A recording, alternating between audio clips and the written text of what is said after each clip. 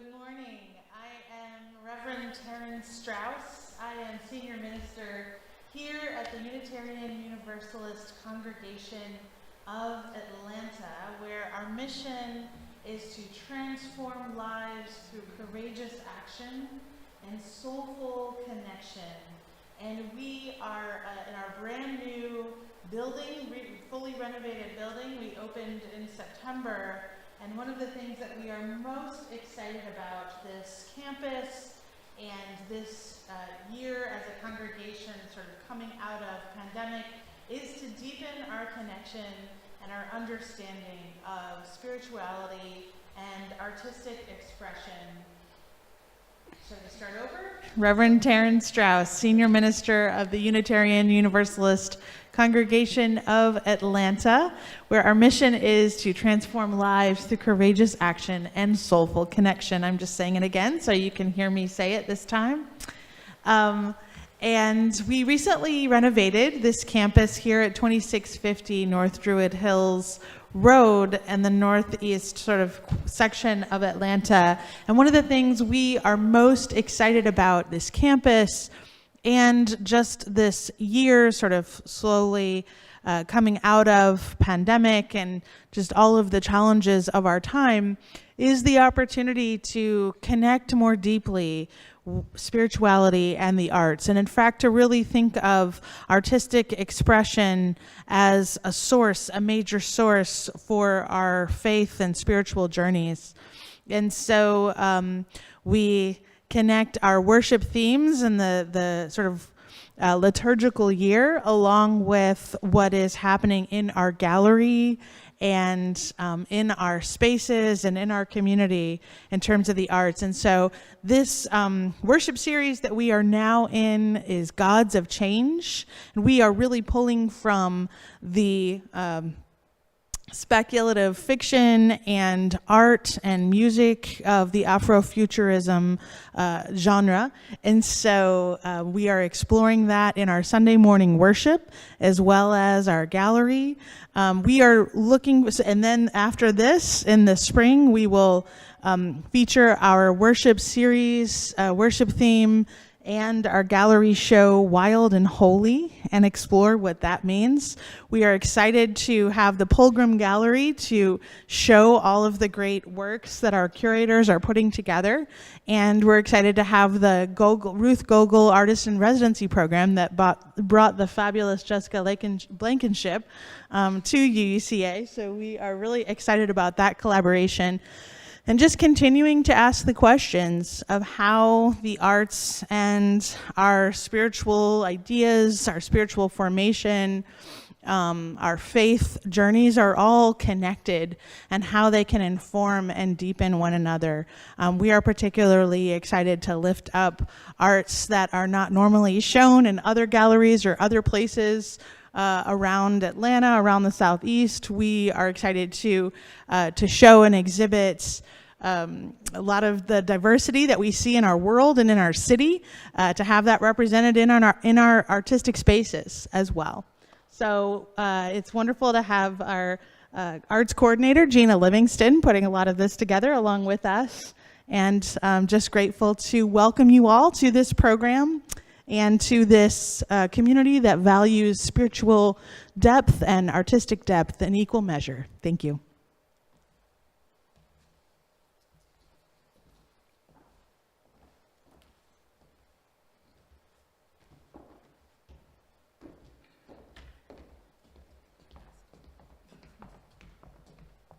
Good morning, everyone. Thank you so much for joining us today. Oh, should I lift this up a little bit?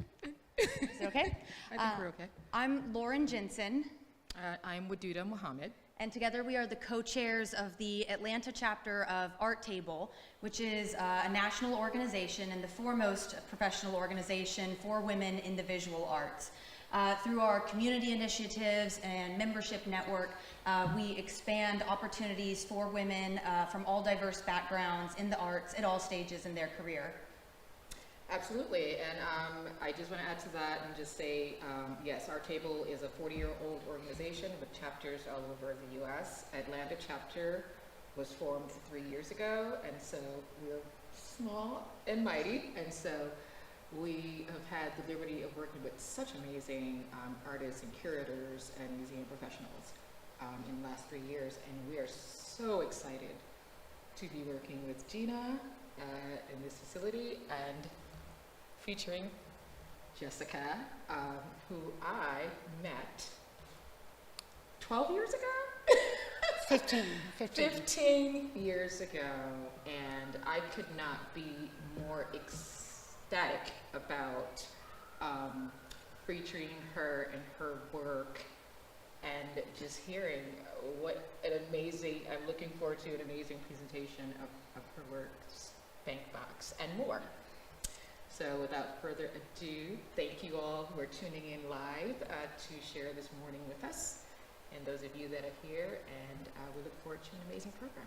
Thank you, and thank you so much to UUCA and the Pilgrim Gallery for having us today. All right, please enjoy.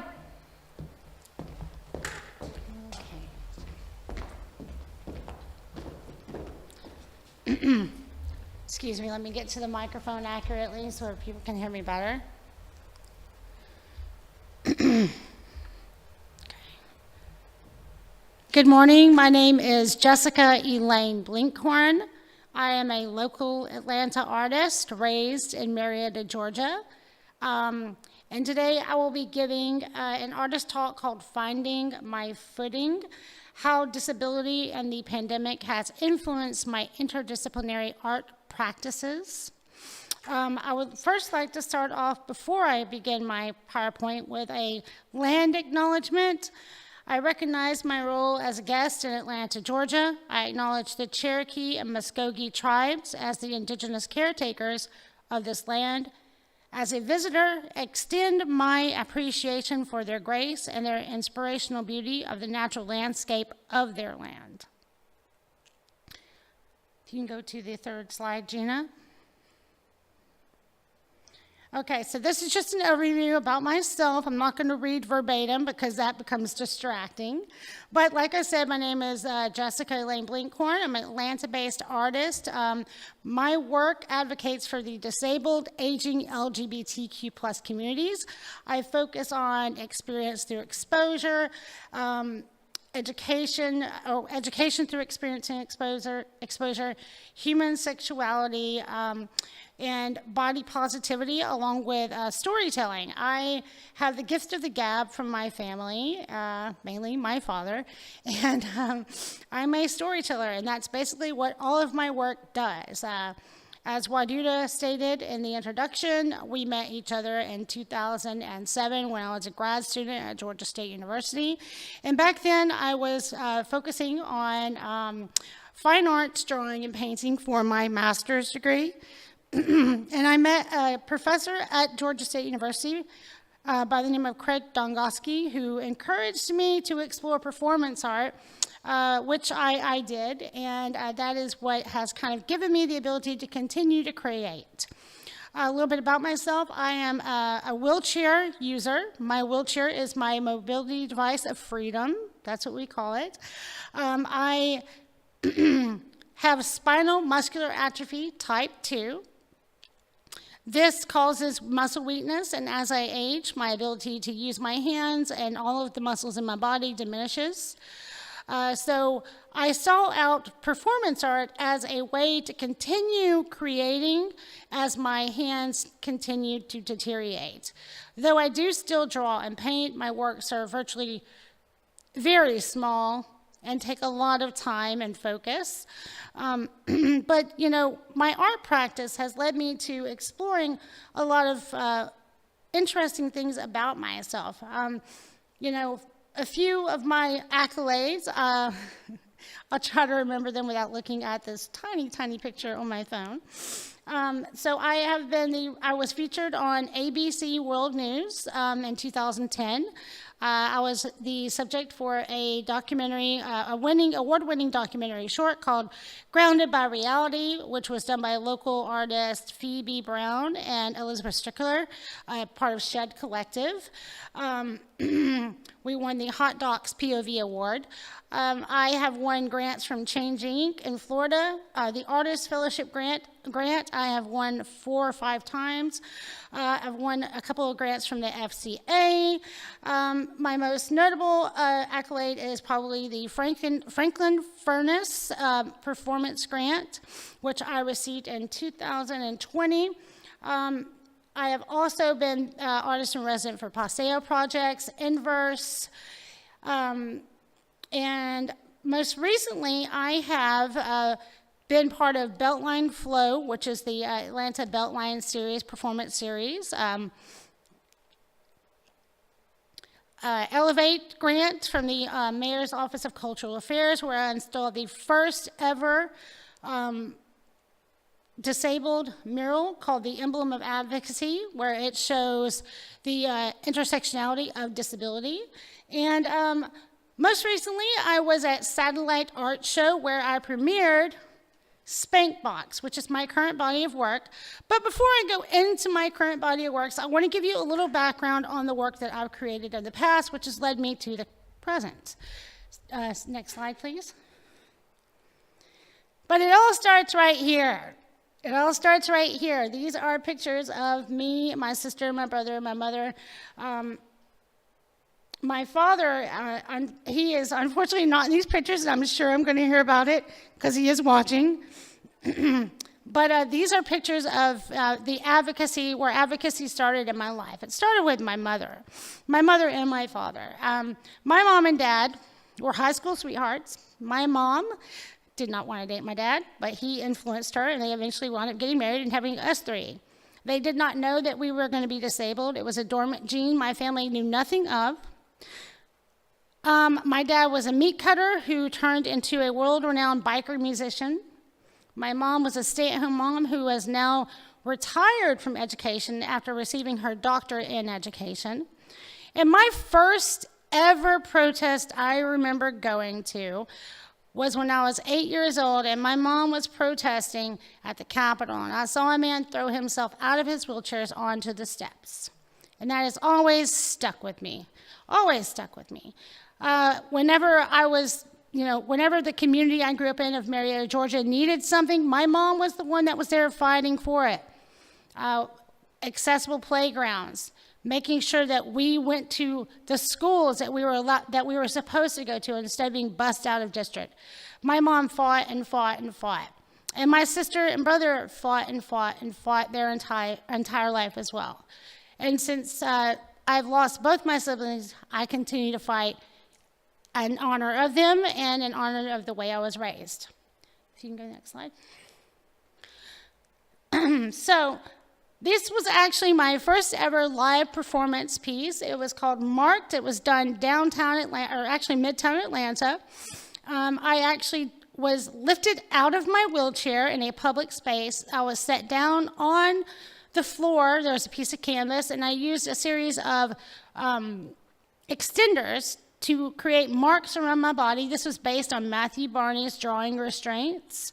And when my legs went numb, I was then lifted up in my lift again and rotated and dropped another place. And I continued to do this for about 45 minutes. I no longer have these canvases. I don't know where they are. I wish I still had them for ephemera reasons. But it was my first ever time being exposed in public and allowing the public to see what it takes for me to create work. This was the next slide. This is myself and local Atlanta artist Shauna Robbins, performance artist, interdisciplinary artist. And this is at iDrum. This was another live performance. I am nude in this image. I believe, for this, as I started exploring performance art, I became less ashamed of the body that I was born into. My whole life I've felt like I've had to apologize for being disabled. And I continued apologizing. But as I started developing my interdisciplinary studies and style, apologizing became less of a necessity and more of a only when I need to and only when I go too far type situation. Next slide. This was my graduate show at Georgia State's Ernest G. Welch Building. From what I've been told to date, it had the largest attendance.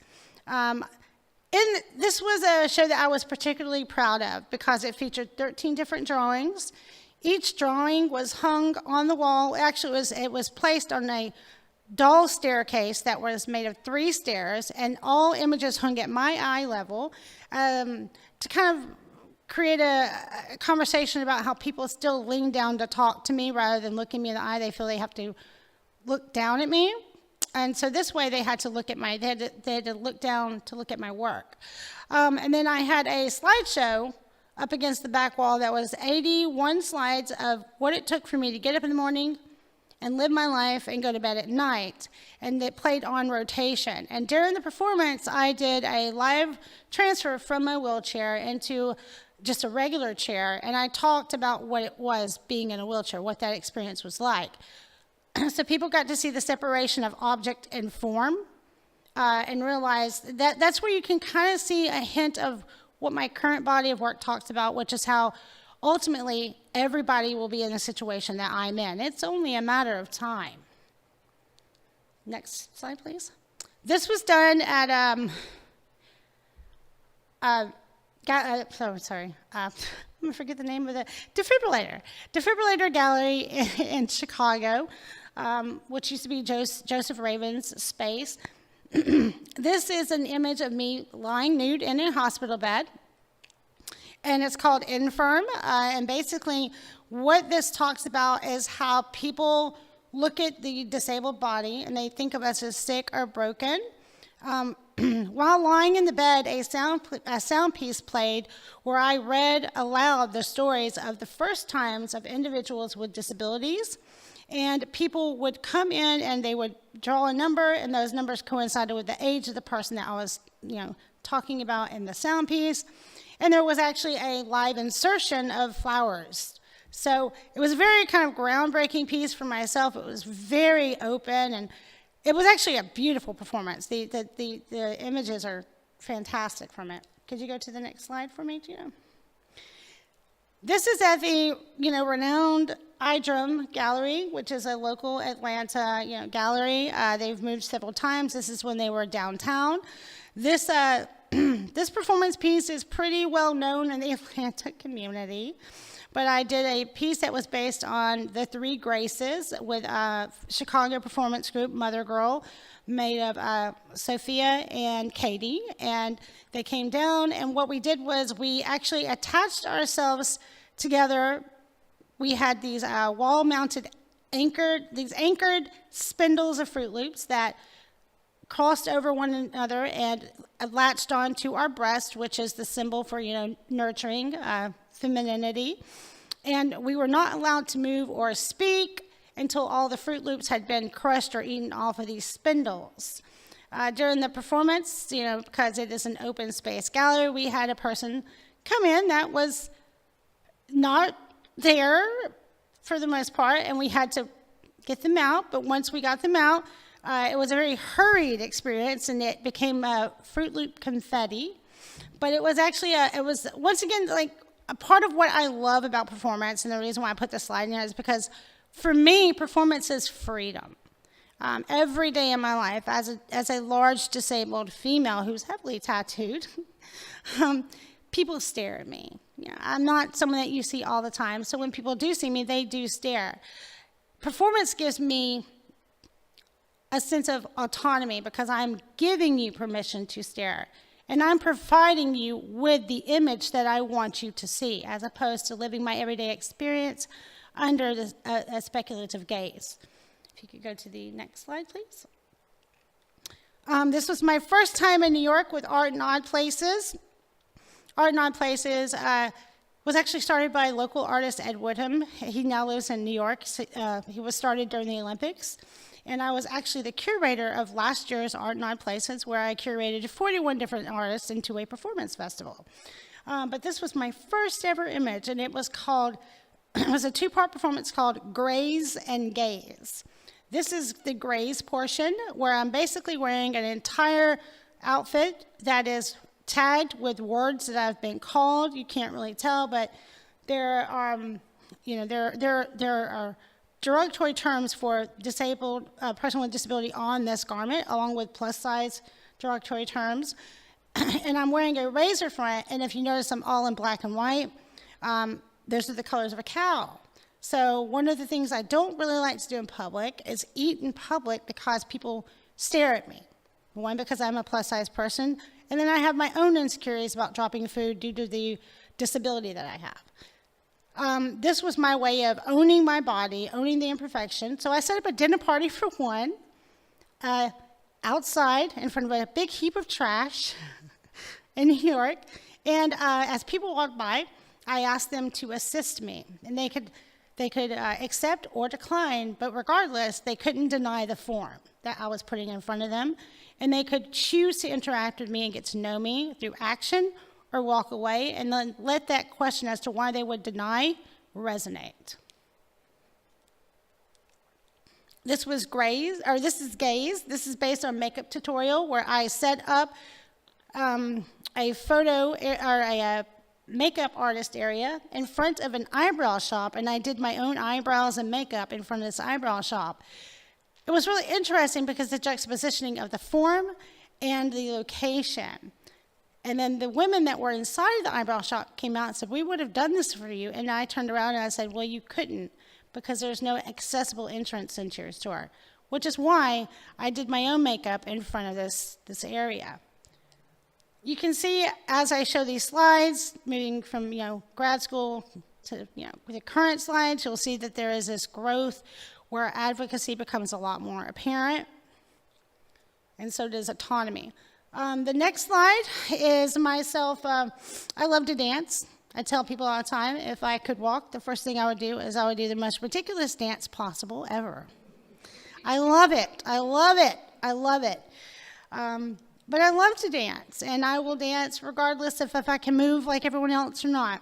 So this was me with a boombox and speaker set on the back of my wheelchair, rolling around for 3 hours on a loop in Bridgeport, Chicago, Illinois, for the Bubbly Creek Performance Festival. And this picture is actually really one of my favorite performance pictures of all time, because it was chilly outside. It just started raining. And I had people following me, but there was a young man, or a young individual, who was standing at a bus stop. And I grabbed their hand, and we danced in the street as we waited for the bus to come by. And this was taking something that I should be insecure about, which is me dancing in public and not caring, but involving someone else, engaging someone else, getting someone familiar with my form, with my presence. And highlighting the joy that's found in difference and the celebration that can be found in likenesses as well. That's okay. You can go there. This one was probably one of my. This performance right here was one of my favorite thus far.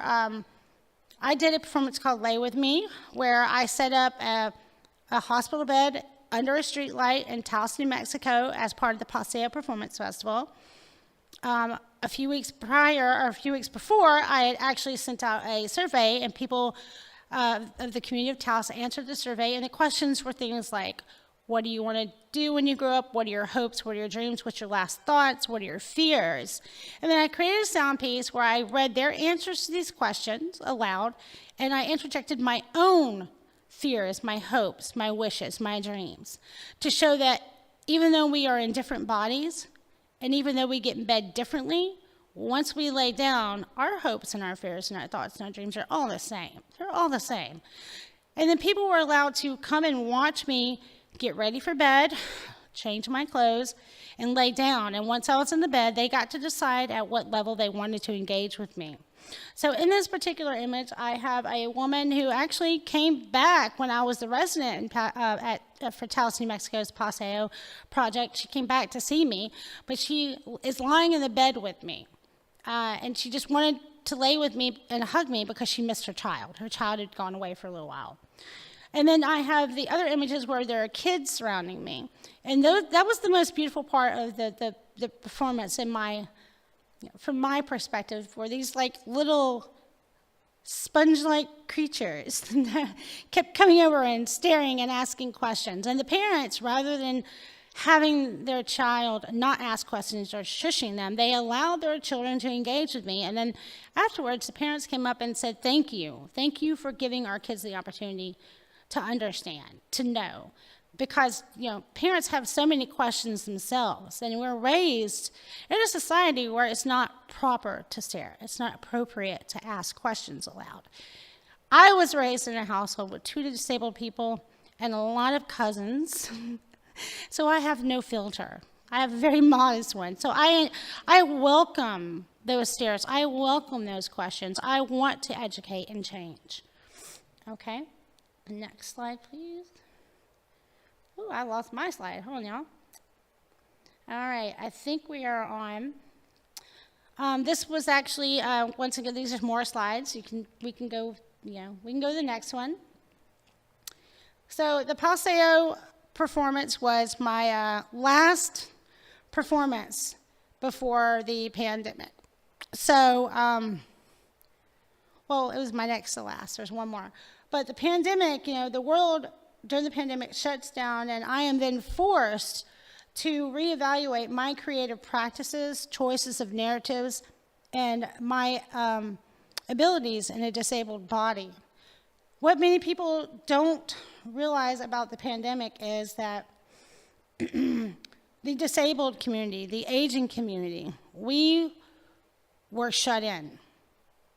We had very little options.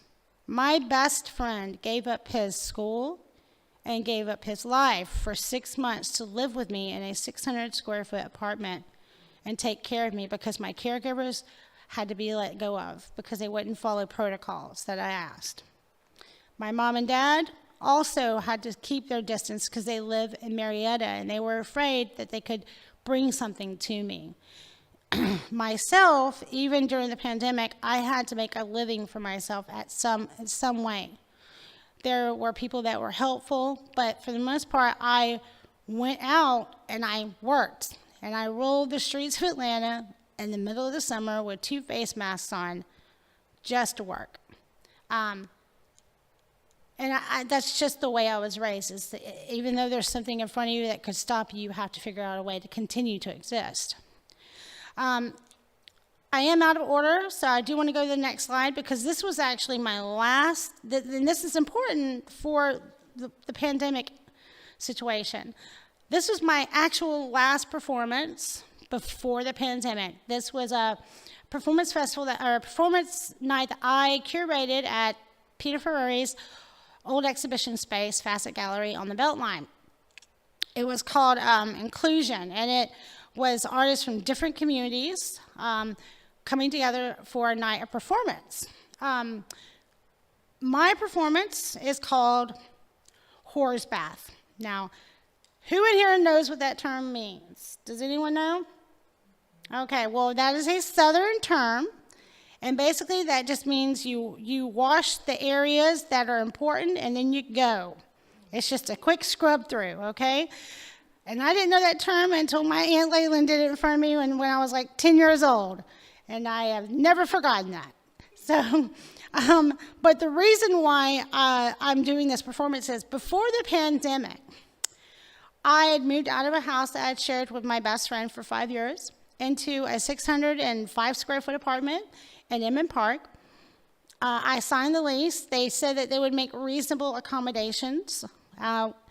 When I found out that they would not accommodate a shower for me, I realized that those reasonable accommodations that they said they would try to do weren't going to happen.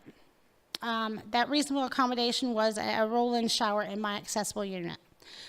They told me that I could pay to have a shower put in, but then I'd have to pay for it to be put back the way it was, which would be $12,000. And I could not afford that. So I spent the entire pandemic washing myself out of the bathroom sink, out of the kitchen sink, and washing my hair in the dog spa. Only for the last 3 months of my lease for them to change the door from a solid door to a glass door. So people walking by could see me washing my hair in the dog spa. It was humiliating. The experience was difficult for me, because imagine living in a time where there's a sickness going around and germs, and all you want to do is get clean, and you can't get clean enough because people don't want to invest the money to allow you to feel like a human being, like a whole human being. During the pandemic, through having to wash myself like that, through having to watch my friends go back into the ailing arms of elderly parents, to having friends wind up on ventilators, to watching a young black father who was disabled be pulled off a ventilator because what was the value of the life we were saving, I realized that I no longer really wanted to paint pretty pictures. I felt like my work could be better served elsewhere. So I started becoming a little more self-realized, and I started pushing out the work that was a voice of my community. And I would say the pandemic, for some people, the pandemic was a horrible time for all of us. For some people, it was an end time. And for some of us, it was a reawakening. And that's what it was for me.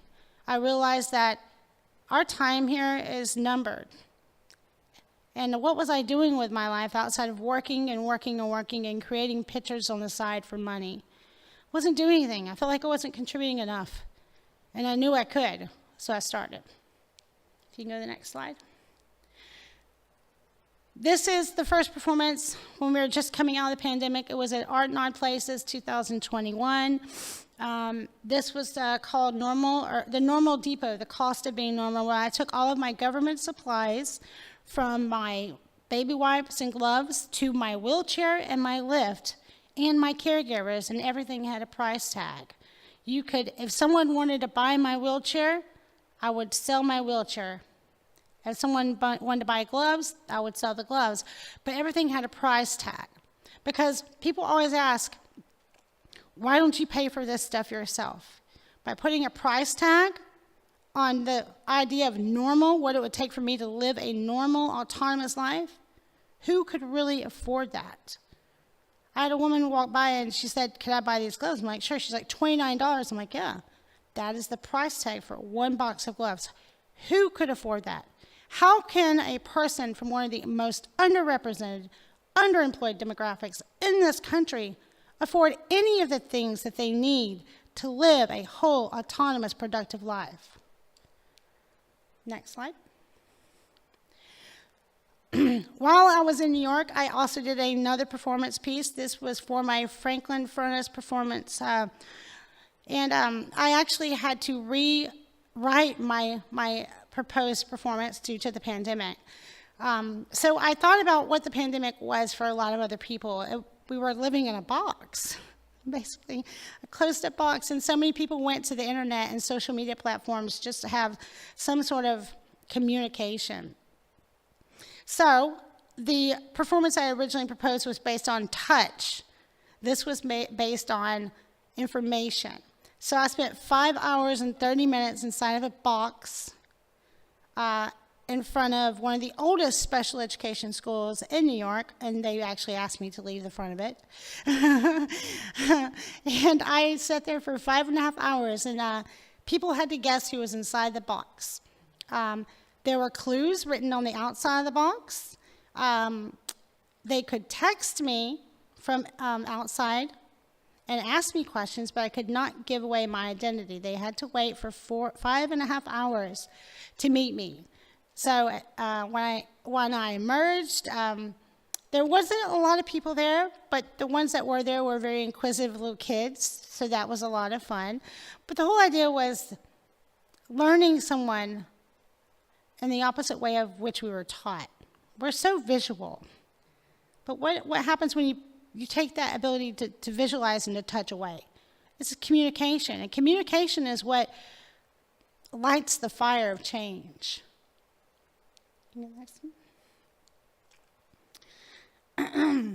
So, give me 1 second. Sorry, y'all, I'm losing my voice. Jessica, would you help me get a sip of water real quick?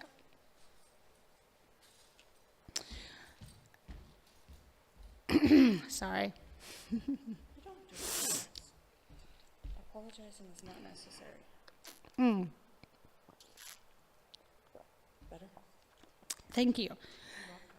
All right, so the image that you're looking at right now is actually an image by local Atlanta photographer Dave Rowland. He did a couple of images for me because I was rebranding myself, as the kids say today.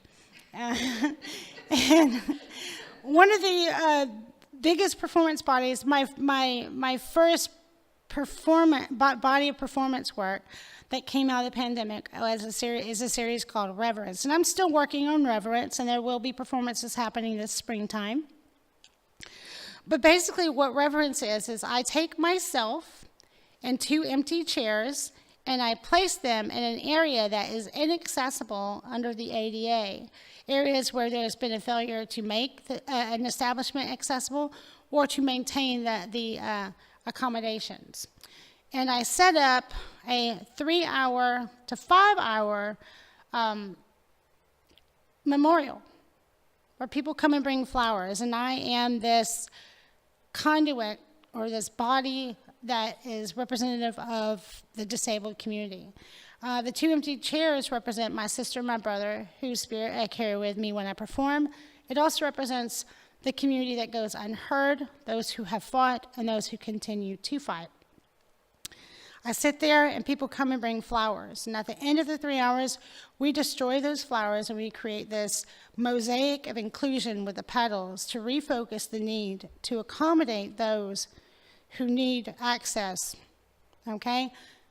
And that will be everybody. It's also another way to remind you that one day you will be here. So the reason we fight is not for ourselves, it's for the community at whole, the whole community at large. Next slide. And this is just the picture of, yeah, I just threw it in there for sass. There's nothing to go with that. Here you can see some of my images, though. This slide. I was the 2021 artist in residence for the Paseo project. I got to live in Taos, New Mexico for a month and create work.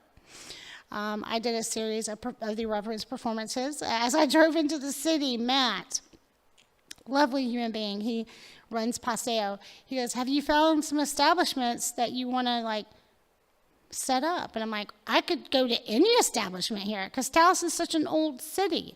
It's such an old city. And so the sidewalks are narrow, the curb cuts are horrible, there's stairs everywhere. There's a lot of stuff that's not accessible. But the community is made up of families from the indigenous tribe, the Tiwa, who have come from the res into the community, and also people who have moved to Taos that are old or elderly and aging into disability. So that community should be made more accessible. However, there's always this idea of, the history of the building. While I was in Taos, New Mexico, I had the honor and to be at the screening of Crip Camp at their theater in Taos, New Mexico, and then we had an artist talk afterwards where I got to speak with Jim Lebrecht, who is one of the directors of Crip Camp, which is about the rise of the 504 and the disability rights activism. And he was live via Zoom, and we got to talk about the film, and the community got to ask questions. And they asked, well, what do you say when someone says, well, the building's historic? And Jim goes, well, I would say that we're born in a naturally ableist society, and that buildings didn't have plumbing, and that buildings didn't have electricity, but because people needed it, they made it happen. To that, I said, and the Parthenon has an elevator. It's not a matter of can we, it's a matter of will we. Will we dedicate the funds to make it accessible? Do we value the people that need access. Do we? Next slide. This was my final performance at the Performance Festival, the Paseo residency. I went to the town square. They had this big gazebo. It was not accessible. And I sat for 5 hours and 35 minutes, and I only changed my position according to the direction of the sun in the sky. At the end of it, we took all the flowers that were brought, and we surrounded the gazebo. But before we did that, I made everybody join hands. Everybody that was there join hands, and they had to walk up the staircase where I had sat 2 empty wheelchairs surrounded by flowers and candles to represent my sister and my brother and how they've left this realm, you know. And my goal is to find a way to reach them through my advocacy, to make a change. And I kind of let people walk up the staircase, and then I talked to them, and they had to look down at me. And I said, "You're there. Why am I not?" Because I need to be here to make sure that this changes. So I had some people that were crying a lot. I'm going to show a short video on the screen behind me. It's about 2.5 minutes. This is by local videographer, photographer, Nikki Knodel. This is a reel of my work. So give me a little break talking. Hopefully it will work. If it doesn't, you know, you can Google it.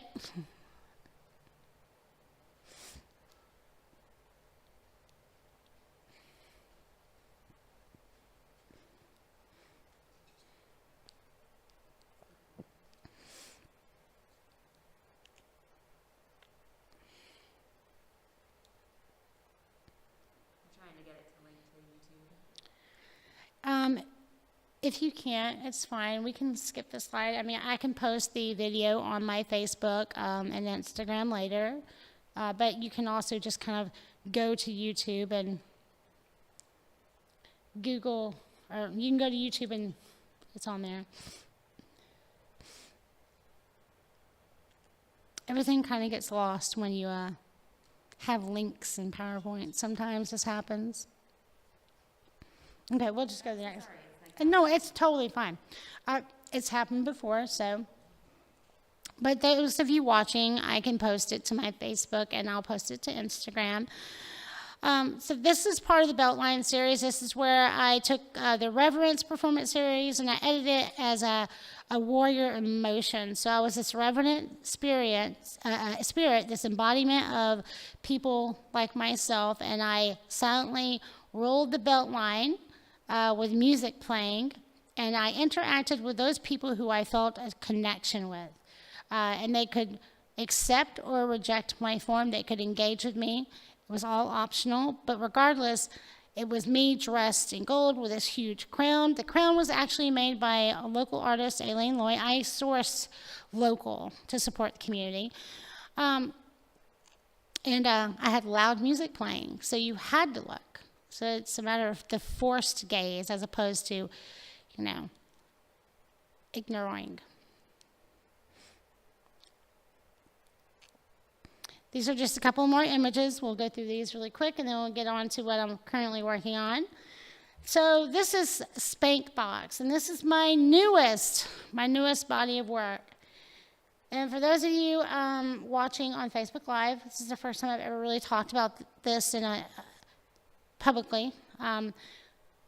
So Spankbox is a photographic installation and art exhibition curated and executed by disabled Atlanta artists. I had local Atlanta artist Abby Argo help me make the satellite art show feasible, because when the proposal was accepted, I was like, I'm not going to be able to do this all myself. I got to find somebody. The premise of the exhibition is to encourage viewers, particularly those who are not disabled, to consider their internalized biases that uphold the stereotype of disability as an asexual monolith or a fetish to commodify nothing in between. Spankbox is a celebration of the disabled body in a safe space where those with disabilities are giving those without disabilities the permission to explore, Those in Spank Box ask only one thing in return, and that's to engage with them through communication by way of the questions that we post with their image. So basically, individuals from the disabled community, you can have a visible disability or one that's not visible. We ask them to send in images of themselves as they feel sexiest. We then take that image paired with their color palette of their choice and a question. They have to send in 3 questions. We pair everything together to create a 1970s peep show porn poster to echo the taboo nature of sexuality across the board in American culture, regardless of disability, Once we have these posters, we mount them on the wall, and people come into a safe space, and it's really for now non-disabled community to see the disabled body, acknowledge the disabled body, acknowledge that we are sexual individuals, and they get to answer one of the questions that are provided. They also get to ask questions without the societal shame that's usually projected. During these performances, or during these installations, I am Madam Spank, and the people on the walls are my spankers, and I will discuss their bodies with the viewer. Now, the reason for Spank Box, I call Spank Box my cathartic child. I've recently started dating after being in an on-again, off-again relationship, friendship for many years. And in May of 2022, I was assaulted. And it took me a very long time to acknowledge it for what it was. I didn't want to believe that I let someone into my home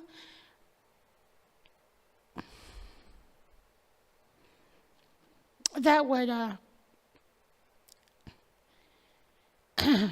treat me like a piece of discarded trash, to be found by my roommate that had to help me.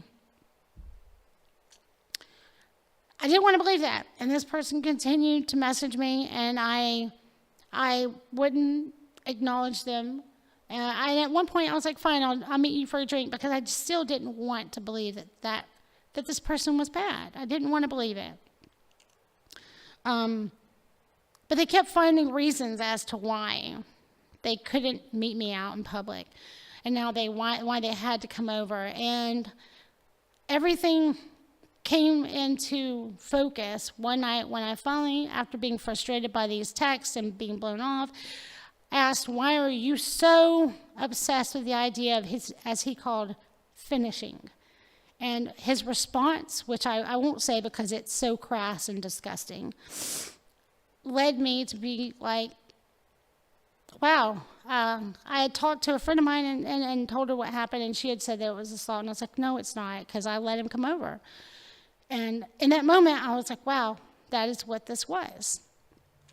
And it took me about 2 or 3 months to come to terms with that. But during that, back and forth with this person and acknowledging it, I began to research, and I found that the number of incidences of sexual assault in the disabled community it's disturbing, and it's something that we're not talking about. We are automatically thought of as an untouchable part of society, and another segment of an unknown piece of humanity. We're the other. We're seen as broken, we're seen as weak, we're seen as vulnerable. And what do you think happens when you label a chunk of a community as broken, weak, and vulnerable? There are going to be people that take advantage of that. So what Spankbot really does is it allows people like myself to own their sexuality without shame. It allows individuals outside of the disabled community to ask questions about the disabled body and the disabled sexuality without shame. And if we talk about things without pretense, without ego, without hurt feelings, we can make a change. But it comes down to communication. So Spankbox is just a conversation box. an adult conversation box, but a needed adult conversation box, because if that's happened to me, 1 in 3 women with physical disabilities is sexually assaulted every year. 1 in 3 women. 90% of the developmentally disabled are sexually assaulted every year. And it goes unreported for the majority, and people are oftentimes not punished the way they should be. I have not come to that point where I have faced my assailant. I hope I never do face my assailant. I don't think that he will walk away without imprints in his shin bones. But I do know that it's giving me, I don't know how to say it. It's made me stronger because it's made me realize you can't trust everybody. Everybody deserves a chance, but you need to go with your gut instinct. And if something happens to you and you're okay with talking about it, you can be a source of comfort for people probably going through the same thing. So Spankbox is my current project, and it's one I'm really proud of, and it's one that we're actually doing all that we can to get shown. If you can go to the next slide. Oh, we can go one more, sorry. These are a couple of the images that actually features me as Madam Spank, and the other one is Question ATL, who is a local Atlanta rapper and beat writer and beat maker. He's also sight impaired, and he is a future fellow, a disability future fellow, which is a huge honor. I'm super jealous about that. But he's fantastic, wonderful speaker. We were on a panel together, and I love this poster because it is quintessential Atlanta. Okay, it's great. If you notice, there are some QR codes right there. That kind of takes you directly to a GoFundMe page where you can read more about Spankbox and see a couple of the images from Spankbox, so you're going to see some here in a minute. It also takes you to the Spankbox ATL Instagram, so you can explore Spankbox a little further with our images. We also have something called a Post-Up Pop, which stands for Person of Power, where we take someone from the disabled community and we feature them every first and third Monday of the month. And we do like a little write-up about them and share them on social media. We only have about 139 followers on the page, but it's only been up for like less than a month. And we're really hoping that those numbers will double the more that we put Spankbox out in the community. I do have a show in High Springs, Florida at Good News Art Gallery in March. There should be one of the shows in Atlanta. I'm still awaiting that date. But something that's really exciting about this project is when I was in Miami, at Satellite Art Fair, which is just one of the many fairs during Miami Beach Art Week, I met another individual who had a booth there by the name of Travis, and he started Save Art Space.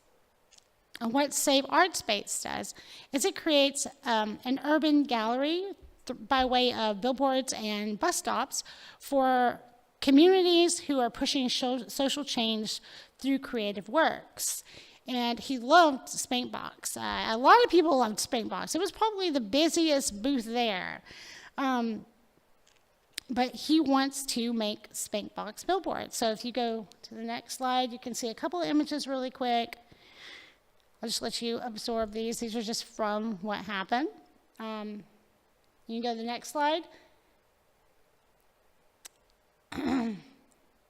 which is the partnership of Spankbox with Save Art Space to create our first of what we hope to be many billboards in the country, starting in Atlanta, featuring Atlanta's own Megan Moshholder. I don't know if you all know Megan Moshholder.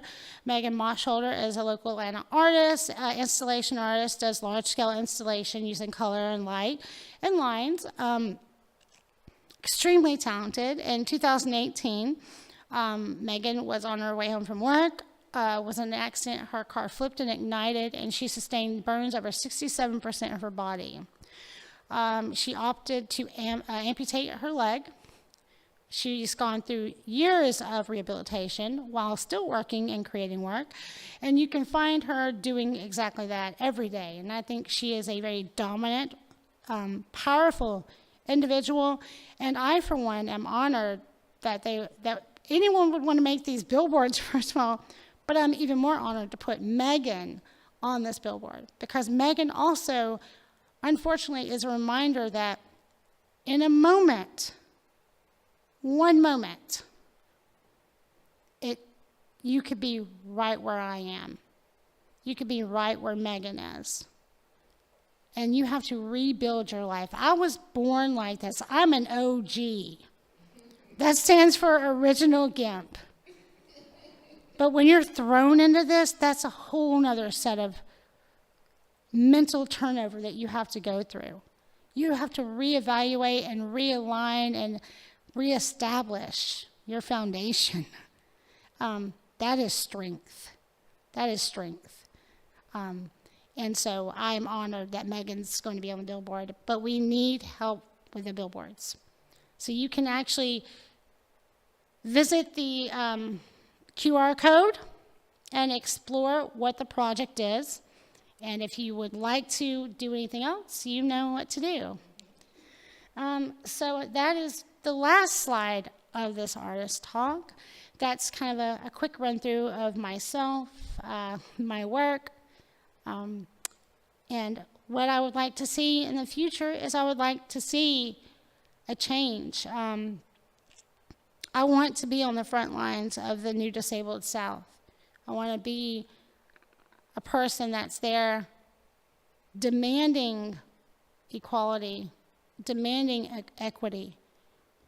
I have the right to live. We have the right to live. We have the right to work. We have the right to own homes. We have the right to get married. So let us have those rights, you know? And I'm here to make a change with my work. I've always loved drawing, and that will be my passion. And I still, to this day, draw. But I can't think of a more beautiful image to leave behind than one of change for an entire demographic of people who shouldn't have to struggle as much as they do. Thank you.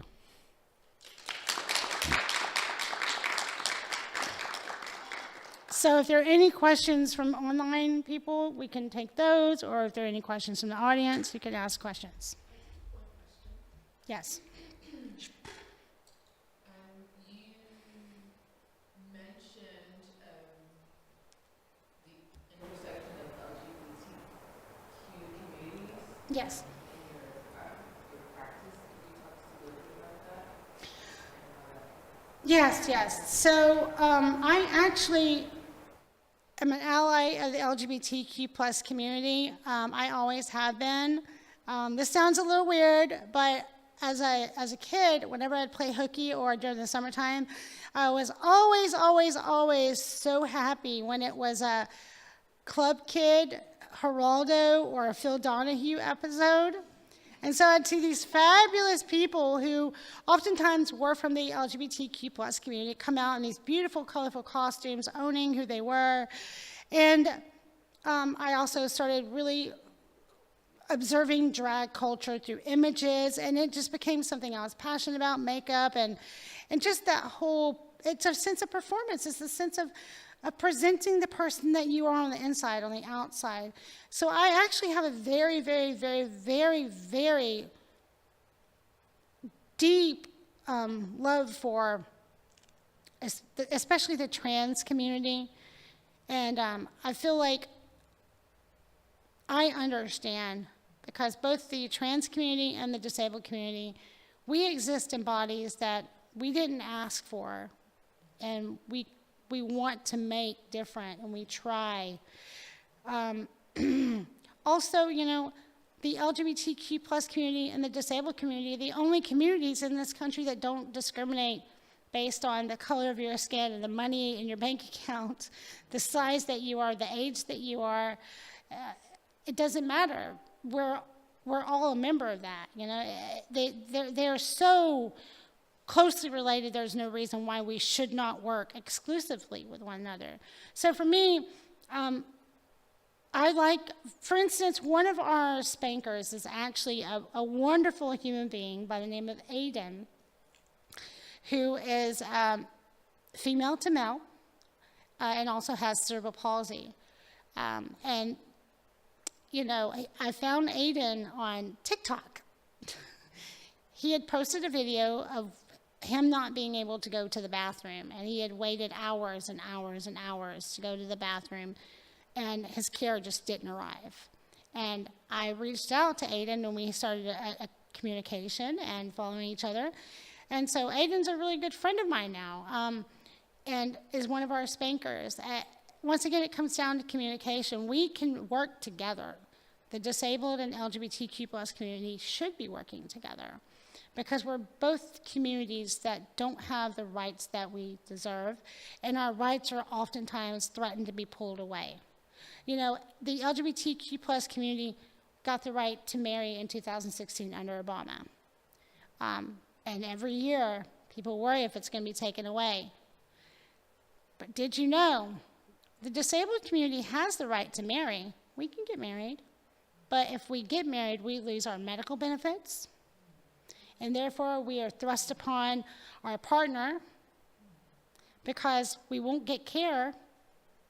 So we opt to not marry just so we can have our health benefits that pay for our care and all that, medical needs, all of it. So what you're saying is that rights in theory are not the same as rights in practice. Exactly. It's a sense of forced control. And a lot of people in the disabled community, not a lot, some people in the disabled community also have OnlyFans. I mean, so you have to ask yourself, you know, is this forced prostitution? I mean, because, you know, I don't think it is. I mean, your body, you're right, man. But I'm just saying, we don't make it easy for people with disabilities to work in this country. And if we do work, we have things taken away from us, threatened to be taken away from us. Most people are shocked when I tell them that after I make $75 a month, $1 for every $2 I make is pulled out of my disability. So how do you live on that? You don't. You don't. Which is why I hustle. I hustle to survive. Which is why I apply for grants every day, just to be able to continue the work, just for it to be seen. And I am also very blessed because I have parents who help me if I need it, when I need it, though they're retired. So that help is something I don't want to ask for. And I have people that have supported my work for a very long time. For instance, there is a man from the Atlanta community who knows my struggles, who's followed my work, who's hired me to create work for him. He paid for my car payment the entire pandemic because he knew I couldn't lose my vehicle. So there are people out there that care, and we need to show that same amount of care across the board. There's no reason, and I'm getting on my soapbox, and I'll get off of it in a second. There is no reason one person in this community that is homeless should have frozen. Not one reason. When there are people in this society, in this community, that are millionaires, exorbitant amount of money, that could have purchased hotels for the night to save the people that froze to death in the streets. Not one person should have froze. It just comes down to a want to change. I'm exhausted by people saying what they want, but saying and acting are two different things.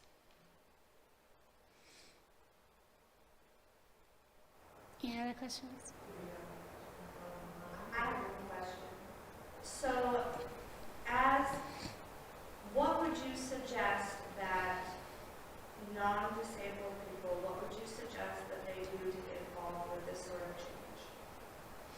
I would say talk to people. Honestly, talk to people in your life that are elderly, for one, I would say talk to community-based organizations. I would say, if you have a friend who's disabled, talk to them about what would make their life easier.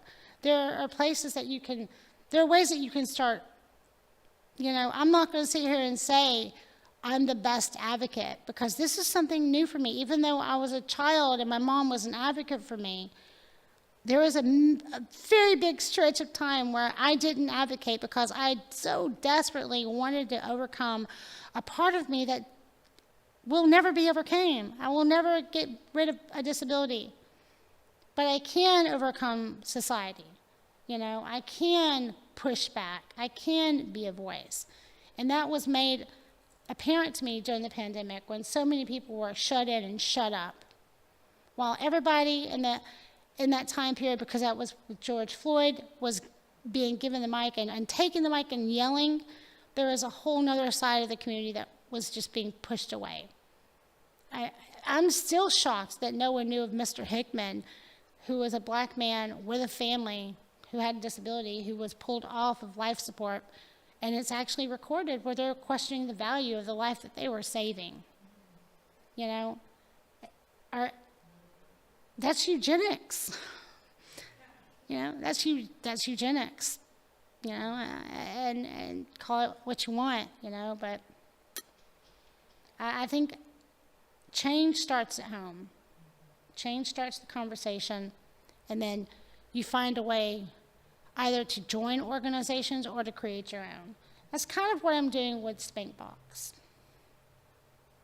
have a question. Yes. What is something that the Atlanta arts community can do, like an actionable item, to make our art spaces more accessible to both disabled artists and those who want to participate in the arts? I feel like there should be more funding in the arts across the board. Quite frankly, Atlanta art organizations or the people that provide people with funds need to stop choosing the same artists that get the funds every year. It needs to be more widespread. In any sort of gallery or space, exhibition space, there should be a budgeted allotment for accessible accommodations to provide access, open access, the ability to use the bathroom when in a public space. I think that there needs to be a consideration in the arts for individuals with disabilities, and I say this because it's very hard to find a grant that is specifically for disabled artists. The majority of the ones that actually can make a change, you have to be nominated for. The Disability Future Fellows is a nomination grant. The Win Newhouse is a nomination grant, and those are two of the largest grants that are for individuals with disabilities, but you can't apply for them. You have to wait. I'm tired of waiting. I am tired as a disabled artist waiting for my work to be seen.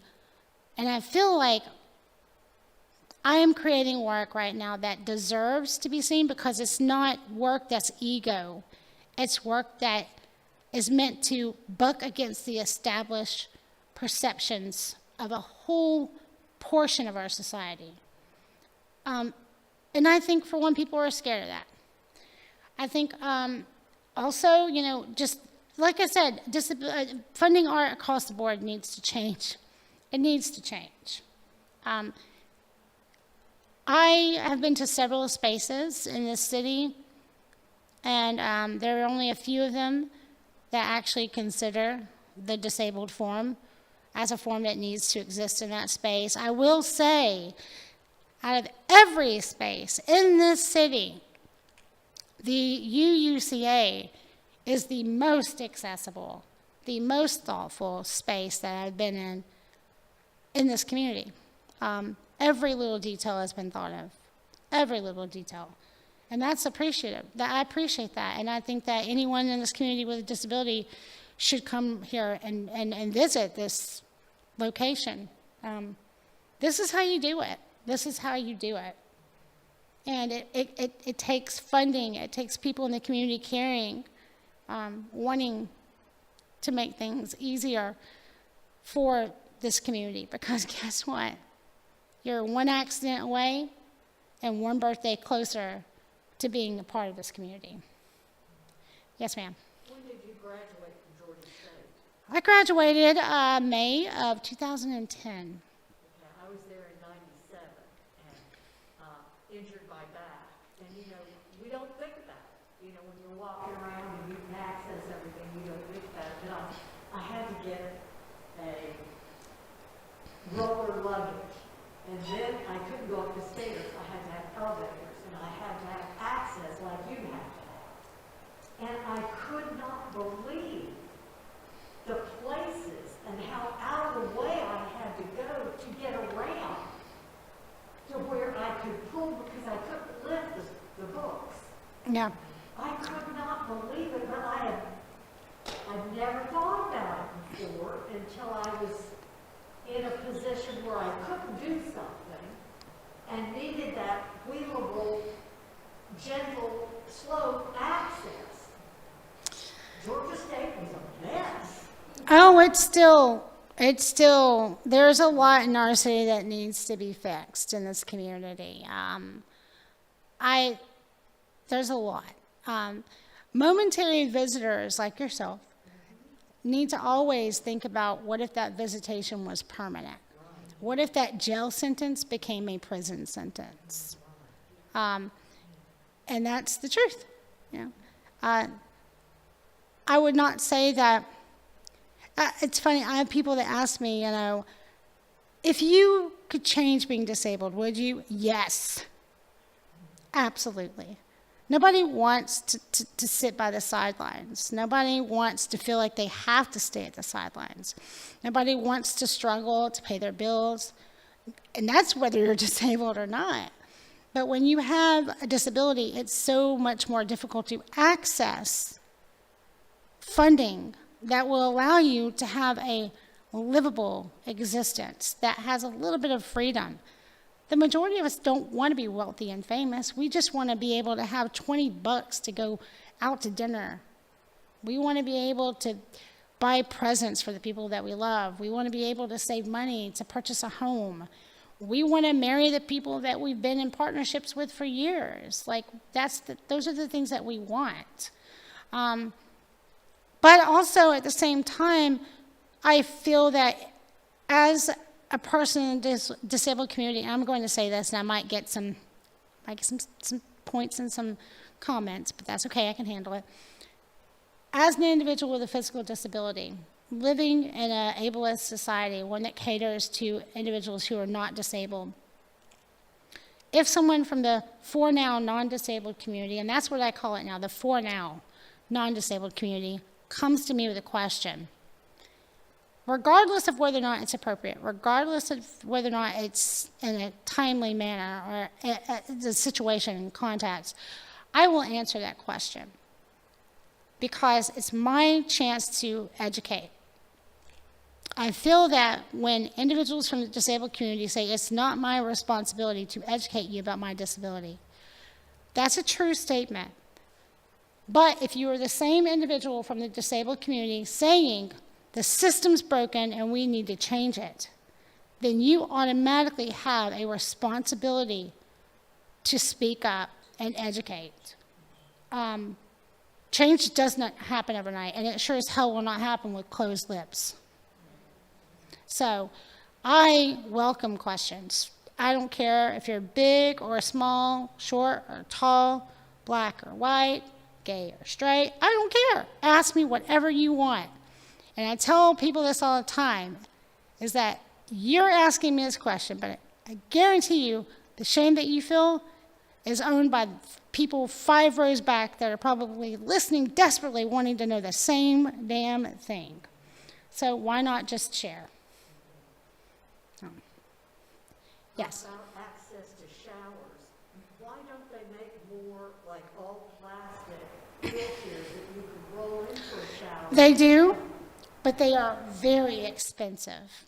they are very expensive, and you have to fight with Medicaid to pay for those things. Individuals, I always say that individuals who are individuals with disabilities who are independently wealthy are so fortunate because they don't always know all the struggles.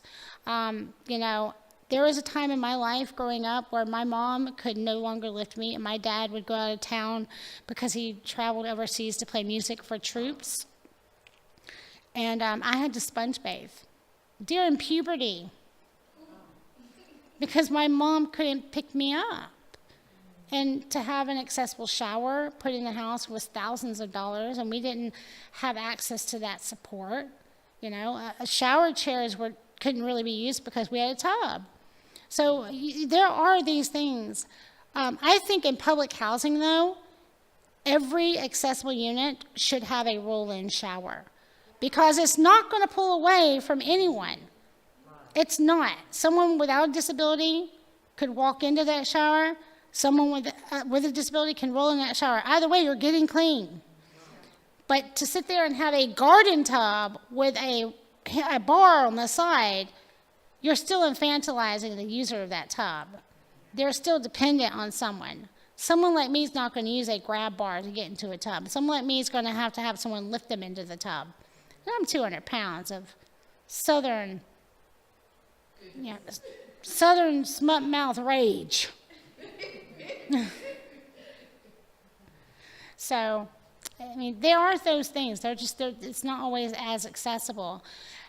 People will say, well, why don't you do this? And I always like shake my head and laugh. I'm like, you think I haven't thought about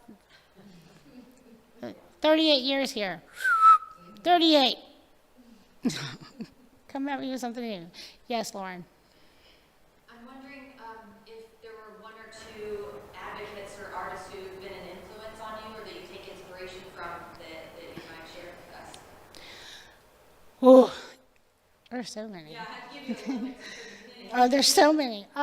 Bob Flanagan is probably one of my favorite artists. I don't know if people know Bob Flanagan. Bob Flanagan was coined the super sadomasochist. Bob Flanagan was the oldest man to live with cystic fibrosis. He's since passed. He passed in the early 2000s. You can watch a documentary about Bob Flanagan called Sick, S-I-C-K. I highly recommend it. But Bob Flanagan has cystic fibrosis, and his performance art actually echoed his life, but it was ownership of his life. With cystic fibrosis, especially, you know, being an older person with cystic fibrosis, you are privy to the old school methods of relieving the body of that influx of mucus, which is basically, you know, quad coughing or pounding fists into the back and breaking that up. So in his life, there was this unwanted pain that he had no control over that was related to his disability, to his illness. His performance art was ownership of pain and reinvestigating and recontextualizing that pain. And that's something that I do. Like, I've done performances where I've had things tattooed into my skin while nude and telling stories. So people say all the time, doesn't that hurt? And I'm like, I've been sitting on my ass for 38 years. That's pretty painful. So, pardon the expression, but, you know, pain is there's pain that's undeniable, and then there's pain that you learn to live with. So Bob Flanagan is definitely one. I'd like to think of one currently, disabled performance artist. I am a big fan of Nicola Fernoni. Nicola Fernoni is actually one of our spankers. I found Nicola on YouTube.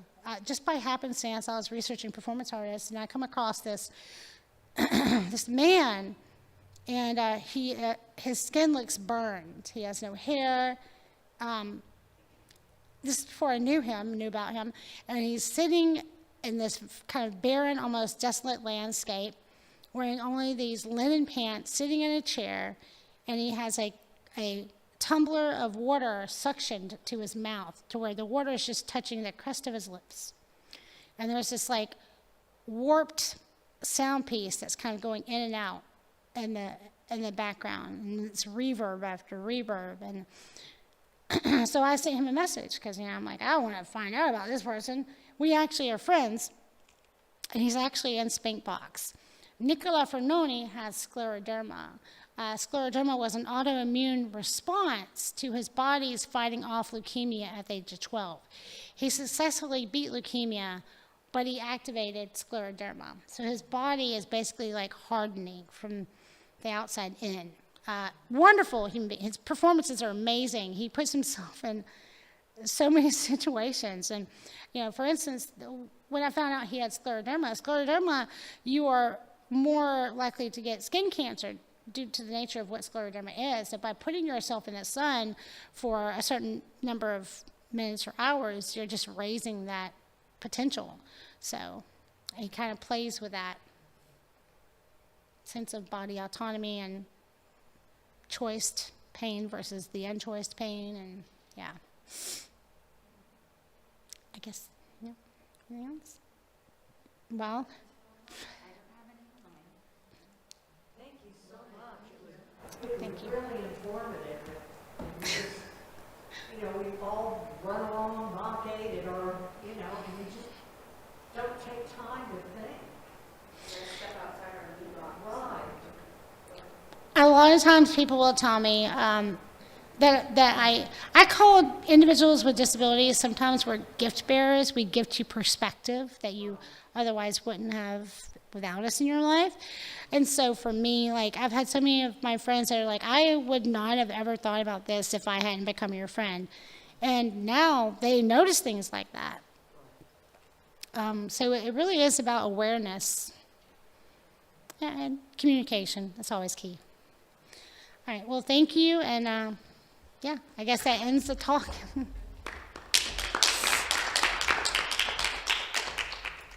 Just want to do a quick wrap up. We're still live? Okay, so thank you all for tuning in and for joining us today for this ArtTable program with Jessica Blinkhorn. This was fantastic, amazing, much better than anticipated. If anyone is interested in learning more about ArtTable, you can go to arttable.org to learn about membership, upcoming programs, and connect with us. Thank you. Thank you. Jessica, can you turn my